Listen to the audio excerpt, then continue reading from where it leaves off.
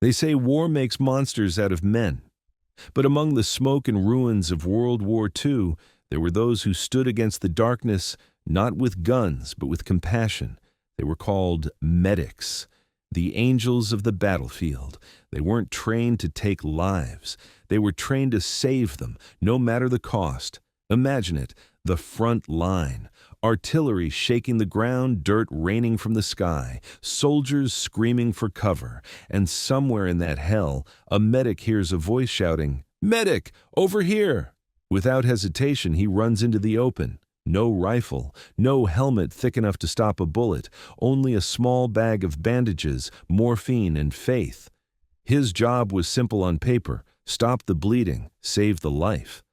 But on the battlefield, every step was a gamble with death. The medic was a paradox of war, a man of peace surrounded by violence. He fought not for victory, but for one more heartbeat. June 6, 1944, D-Day.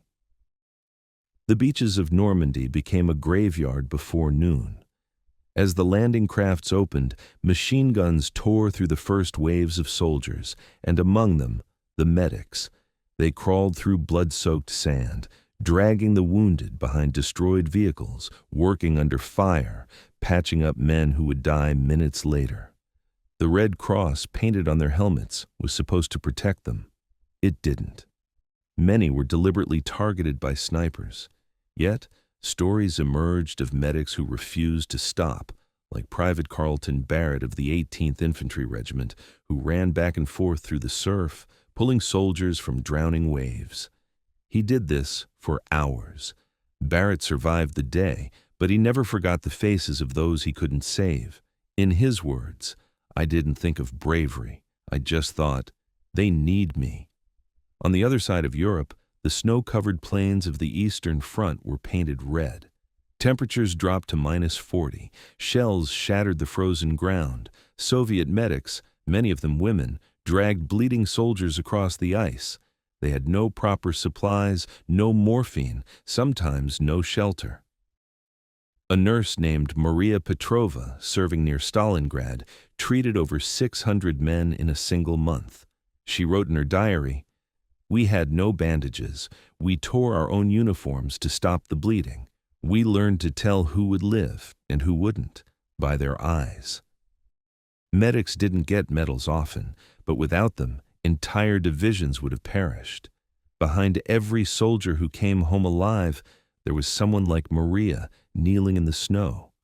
Thousands of miles away in the Pacific, the war took on another face, humid, green, and merciless. Jungle heat, insects, the stench of rot and death.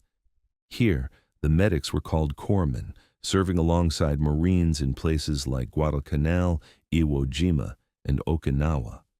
Their enemies didn't respect the Red Cross. Many were killed while treating the wounded, their medical kits mistaken for weapons. Navy Corpsman John Bradley, one of the men in the famous photo of the flag raising on Iwo Jima, was no fighter, but a healer. He treated dozens of Marines under constant mortar fire. Bradley rarely spoke about the war. His son later said, "He told us about helping men, never about killing." In the Pacific, medics learned the hardest truth of all, that mercy was not always enough to survive. Behind the front lines, the wounded poured into makeshift hospitals, tents, barns, or ruined churches. The air smelled of blood, iodine, and desperation. Doctors worked for 48 hours straight. Nurses fell asleep on stretchers. Amputations were performed with saws sterilized over fire.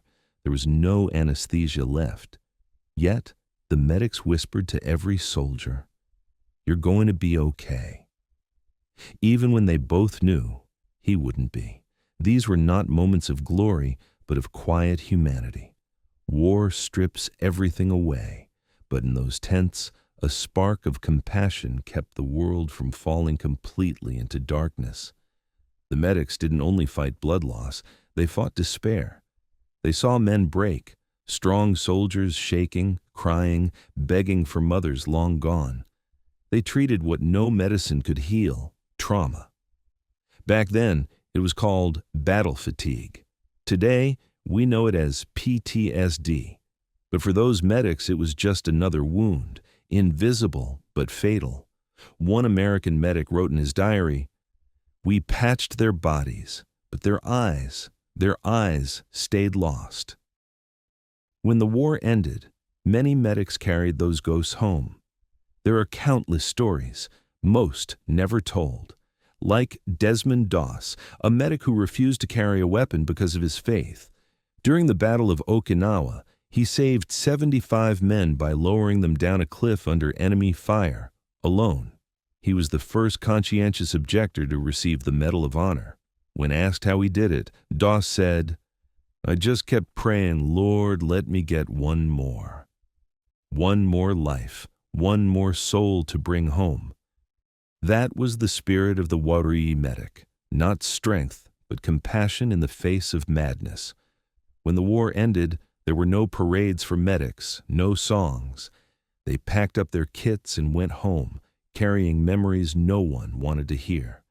But the lives they saved became generations, children, grandchildren, whole families existing because a medic knelt beside a dying man and said, "Hold on."